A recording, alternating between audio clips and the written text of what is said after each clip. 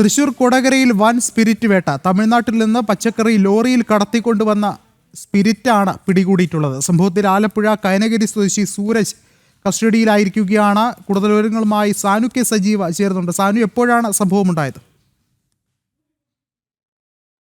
സാനുവിലേക്ക് വരാം. എന്തായാലും പച്ചക്കറി ലോറിയിൽ കടത്തുകയായിരുന്ന സ്പിരിറ്റാണ് പിടികൂടിയിട്ടുള്ളത്. വൻ സ്പിരിറ്റ് വേട്ടയാണ് നടന്നിട്ടുള്ളത് തൃശൂർ കൊടകരയിൽ.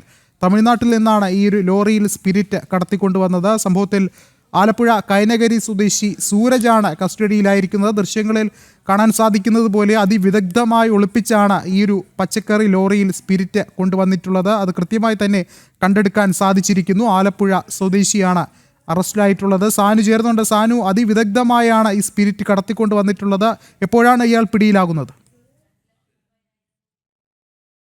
ഇത്തരത്തിൽ വലിയൊരു വേട്ട തൃശൂർ എക്സൈസ് നടത്തിയിട്ടുള്ളത്. 35 ലിറ്റർ കൊള്ളുന്ന 79 കന്നാസുകളിലായിട്ട് ഏകദേശം 2765 ലിറ്റർ സ്പിരിറ്റാണ് തൃശൂർ എക്സൈസ് പിടികൂടിയിട്ടുള്ളത്. അതായത് ഹോസൂരിൽ നിന്ന് ആലപ്പുഴയിലേക്ക് പച്ചക്കറി കടത്തുന്നതിന്റെ മറവിലാണ് സ്പിരിറ്റ് കൊണ്ടുവന്നത്.